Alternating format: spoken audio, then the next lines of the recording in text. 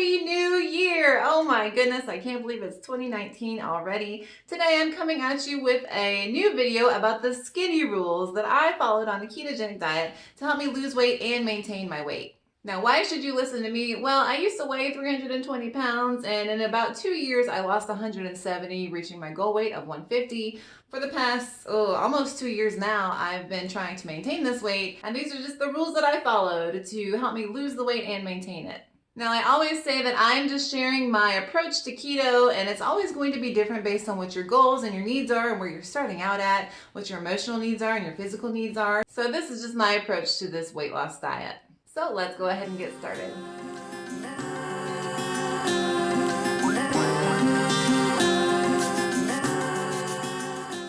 If you do want to know how I suggest starting keto, I have a whole series of Keto 101 and Keto for Beginners videos that I will post down below. I know that the title is a little clickbaity, but I thought it was a really succinct way to just kind of get this idea out there. So these are my skinny rules. Number one is to pick a day that you are going to start your new way of eating. For many people, that day is January 1st. It's the start of a new year. For me, it was February 13th of 2015. And so I've been keto for almost 4 years now, and I will never look back, but I always have that date in my mind. It's very fresh. Just, my first meal for that day was a boneless burger. And so I always can count back from that day. I sometimes have this temptation, maybe, you're at your goal weight. You've been at this weight for a long time now.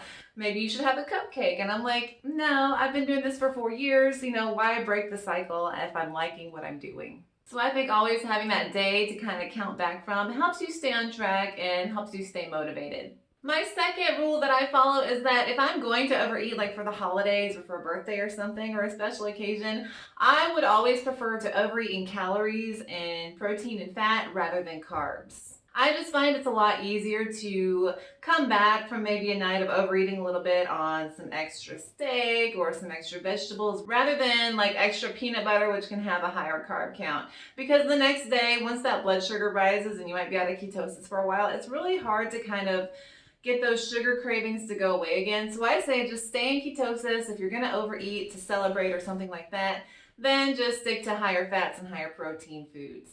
Now, like I said, I've done this keto journey my own way, so my third rule is to have your own lines in the sand. I have a few that I always follow and I never break, and that just kind of makes the diet easier for me to follow because I know what my rules are, and if I know what my rules are, I know that I can follow them. So, for example, some of my lines in the sand is that I do not eat bread or tortillas or any kind of food vessel that is starchy. So even the low carb tortillas, I don't tempt myself because I feel like, in my opinion, they just add extra carbs and calories that I don't need when I could use a lettuce wrap. Another line in the sand, and when people hear it, they say, oh my gosh, really? Are you okay?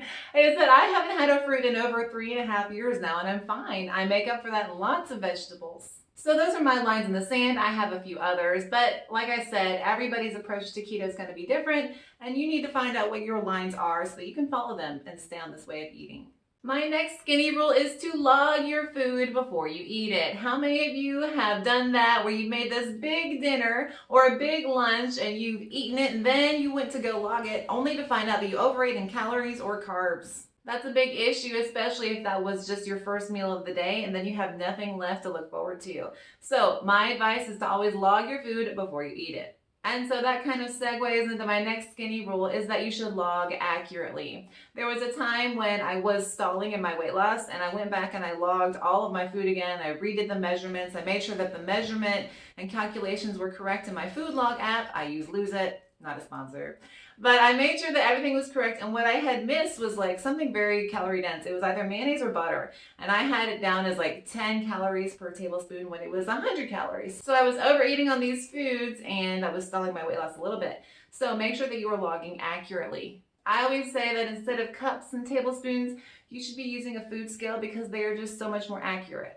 So there are many approaches to keto, and my approach is always to weight loss and now weight maintenance. And then so for weight loss, I always say focus on protein over fat. And I know what you're thinking, focusing on protein sounds like an Atkins diet, not a keto diet. Keto diets are supposed to be high fat. Well, maybe not so much if you're looking for weight loss. I have a whole video where you can find the differences between keto and Atkins, and I will link that down below as well. But basically, as long as you are eating less than 20 net grams of carbs per day, you are in ketosis.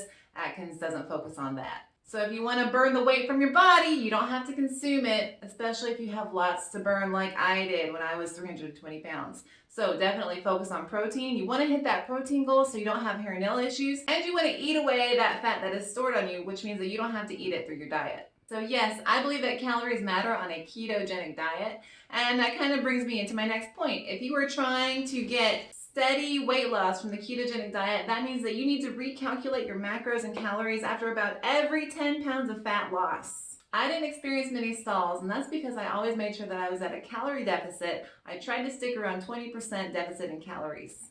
My next tip is to make sure that you always have motivation. My motivation has changed. When I was losing weight, that was steady motivation just because I always saw that number on the scale go down.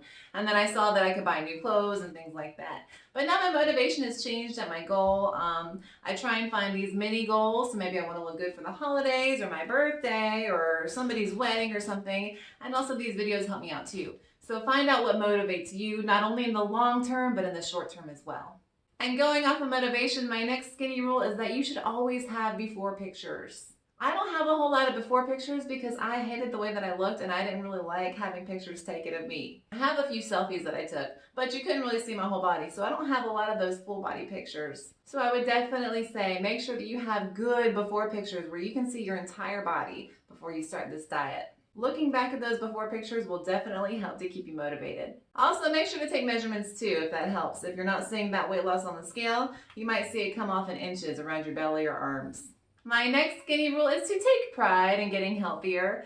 Yeah, I know it sounds bad, but sometimes I look at the food that I'm not eating and I feel a little proud saying, oh, I'm not consuming that processed junk. So if you need to feel that pride in yourself, I say do it if it helps you stay motivated. My next skinny rule is to shop once a week. I talk about this a lot, but I find that it not only helps with my budget because I buy just enough for that week, but it also helps me plan out my meals so that I'm not overeating or just left without something to eat in the fridge so that I go and get maybe fast food or something. So I think it helps on lots of levels to go shopping on a schedule and like I suggest about once a week. My next skinny rule is to reward yourself along the way. Now, if you were fat like me, maybe your rewards in the past were with food. I'm saying once you hit that goal weight or once you hit that goal size, maybe go shopping, maybe go on vacation. I don't know, treat yourself in ways that don't involve food perhaps. I love clothes, so I go shopping, but that's just the way that I reward myself. So find motivation that works for you. I swear, motivation is the key to any type of weight loss diet.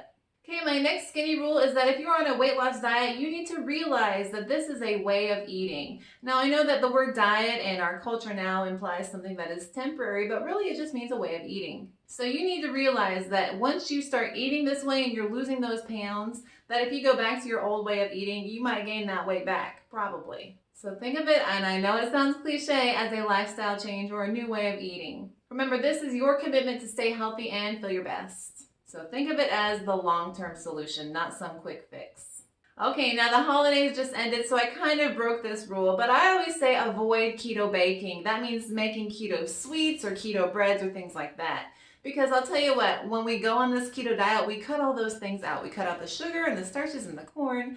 But then if we reintroduce those in keto-friendly foods, then we might realize that we can eat those, and then we eat them more, and then we crave them. So I always say make sure that you are not craving those foods by eliminating keto baking. Now, it was the holidays, and I make a keto cheesecake or keto fudge maybe about 2 or 3 times throughout the whole year, and that's all that I do it. But for the rest of the time, I just have my little sweet treat. I like dark chocolate, if you want to check out that video down below. So avoid keto baking, please. If you overeat on those sweets or those keto breads, even though they're keto friendly, you might find that they stall your weight loss or help you gain weight. And then my last rule, and like I said, this is just my approach to keto, but I avoid products that have keto in the name. I'm not making a judgment on whether they're good for you or not. I'm just saying for me, if I know that those easy products are out there and I can just grab, oh, a keto granola bar, if there's such a thing, oh, a keto snack here or there, then I'm just gonna eat that all the time and I'm not gonna be eating the real food that's actually healthy for me.